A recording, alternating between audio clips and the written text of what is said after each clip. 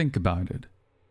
A system designed to bring the exhilarating fun of casting a spell, but with your axe, dagger, or sword. That's the elevator pitch for an idea I've been building up over the course of nearly a year.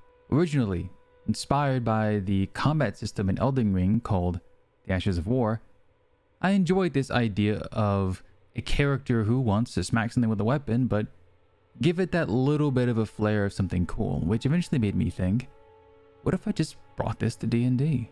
Fast forward about a week, and I have my first draft of the first 40 or so battle arts, which is what I've officially named them. They're all based off of various Ashes of War from Elden Ring, as well as some extra I put in from my own make. But that wasn't enough for me, at least. So another week later, after that, I added 40 more for a grand total of 80 different features. And it was that way for a long time because I am, after all, a professional dungeon master, so I got the testing, releasing the system for all my players to use. Literally every goal I wanted to hit was floored, from the flavor of the abilities themselves to the power the players felt when using them, how it tied into my other systems at play so seamlessly and built off of them. This is a video mostly talking about that, as well as the system itself and how it works.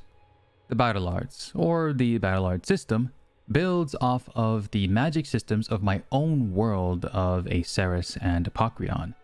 These magic systems are called mythic founts, essentially a way to grant every class a type of magic they utilize if they don't already have one.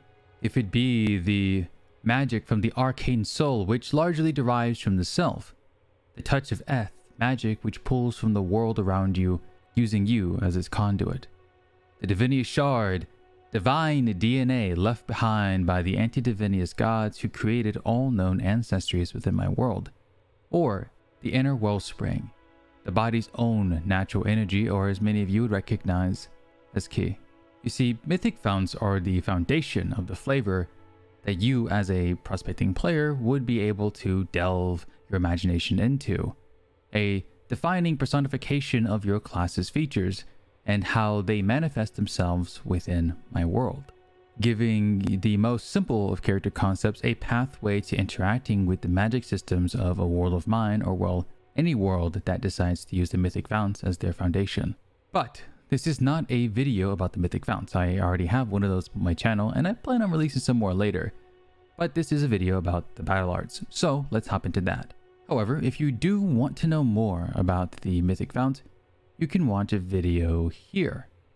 And you can also have access to the full document over my Patreon, which details how each class fits into the system, as well as the general concepts at even more depth than what is covered in the original video.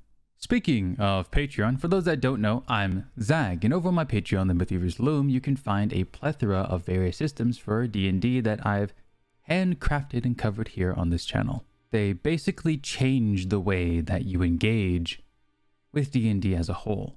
From my spellbinding system, where you can modify your favorite spells into basically whatever you want, it has this very interesting trade-off of bonuses and takeaways to allow you to customize a spell, so much so that it becomes almost unrecognizable, unique to you and whatever you'd like it to be. We also have the battle art system that you're going to be seeing here in this video. And also to the most recently released limit break system for D&D that I'm actively working on right now as you watch this video, which basically allows you to work together with your allies, your teammates, your party members, and sort of build up a type of collective energy pool that then one of you is able to utilize in a combat defining way, changing the tide of whatever perilous adventure you're currently in. But with all that out of the way, we can hop back into our video. With me having now laid out the backbone of what the system is built off of, we're going to get into the meat of the first part of our video. And I know what you're probably thinking to yourself. What makes battle arts so interesting? What makes this system special? For the most part, classes that may inherently lack a type of flavor now have one with the mythic founts. But that flavor then translates to mechanical play in the form of your character actually using the system to give way an explanation behind the odd supernatural abilities of their class. But when you add in battle arts to this equation, this idea expands, because now we've explained the how You know, how can a fighter miraculously heal themselves in the heat of combat? How can a rogue nimbly dash around when seemingly no one else can? The battle art system takes that foundation and gives it a mechanical benefit, allowing you to now perform feats of power with said foundation, which only goes on to support and reinforce your character identity. Let's say you want to play a fighter that incorporates elements of magic, but you don't want to play an Eldritch Knight because it'd be your third one. Well, play a Battle Master fighter whose mythic fount is the Arcane Soul, and utilize a plethora of simple magics that enhance your combat ability. Get the flavor of magic without all the spellcasting. Let's take a stalking hunter who kept to the forest or jungles, tracking the footsteps of your next quarry, but you think rangers are too on the nose for this idea. So you want to go something a little spicier, like a rogue. Well, with the battle art system, you can be a rogue whose mythic fount is the Touch of Eth. Utilizing the primal magic of the world itself, it would give way an explanation to your features. Your dash is more like the aspect of a cheetah for a quick moment. You're disengaged like a snake. You'd be able to wield quite, not magic, but the essence of the wild itself, making what would have been a mundane rogue into something much, much more. You see, what I realized over the course of the past 5 years of being a professional DM is that most oftentimes, people don't actually want to do magic. They just want to feel magical. You know, connected to the world and its internal forces in a more meaningful way than just a guy wielding a sword and hitting stuff. And I find that a system like this remedies that idea quite well, that issue or problem, if you will. To my second point, the system spices up martial combat by giving you alternative options and pathways to make during combat, rather than the monotonous cycle of a martial character's turn, which is I attack twice and I end my turn. You can instead incorporate a plethora of skills of your choice that you would have specifically picked out for your character, which ignite the imagination. Maybe one or more of these battle arts becomes a staple for your character. Basically, how the system works is that you get what is called a battle arts pool. It is equal to your proficiency bonus and your chosen ability score of either intelligence, wisdom, or charisma. And I know what you may be thinking. Why not make the combat-focused system utilize the 3 main combat stats: strength, dex, and con? But that's because I want to encourage you to think outside the box. Plus, wisdom, intelligence, and charisma are all linked to magic within D&D anyways. Generally speaking, this type of focus on non-combat stats leads to not only more well-rounded characters, but a better roleplay experience overall, since your Arcane Soul focused character may have a decent intelligence, leading to a base level understanding of magic and a surprised look on everyone's faces at your table when you whip that knowledge out.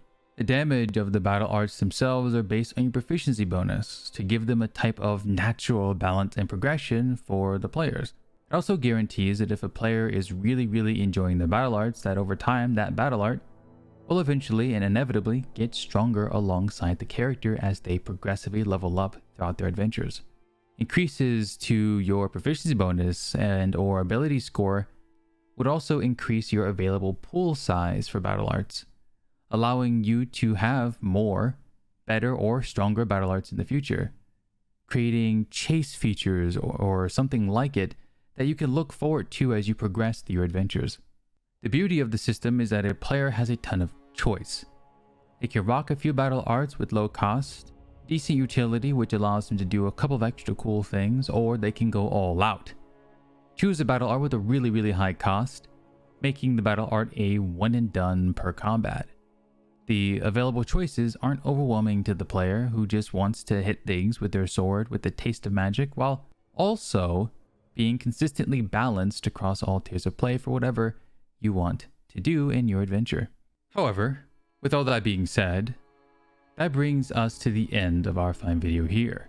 You see, I have a lot I could show you. In fact, too much I could show you. You see, the battle art system had 80 different features between 4 different distinctive mythic founts, and with the system being finalized by yours truly, it now sits at about 100 different options for you to choose from, with there being 25 for each mythic fount. However, I went a little further in preparation for future videos, and I just kind of want to release a new mythic fount and battle arts along with it. there will be about 20 additional features, all from my psionic magic system known as the Echo. This puts the battle art system at 120 distinct features and over 25 pages worth of content. To be honest, it's been a real blast thinking up a concept and executing on it time and time again to its fruition. But I'm far from done, as I still have a ton of ideas, and this is really just the beginning. Other than the Echo, I still have about 2 or 3 other magic systems that all coexist within my world that have a place in the battle arts feature set that I've created.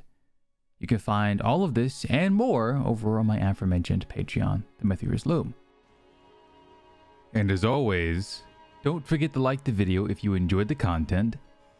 Leave a comment and tell me what types of battle arts you would like to see implemented into the system.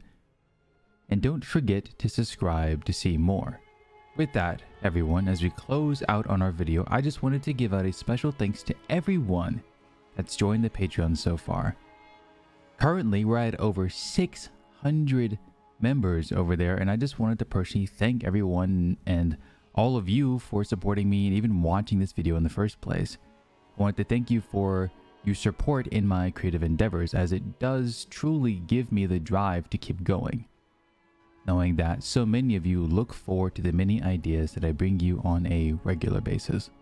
I am, after all, a person of quality over quantity, and it has essentially always been this way when it comes to me and the things that I create, but I'm gonna make more efforts to upload more consistently here on the channel, as to please the eldritch algorithmic gods. And if any of what you see here on my channel interests you, and you're thinking, how did this all even fit together? Then I invite you to join my Discord, here, where you can apply to become a player yourself and see firsthand how all these systems interweave, interconnect, and complete each other. But with that, my friends, as you close out our video, I'll be seeing you in the next one.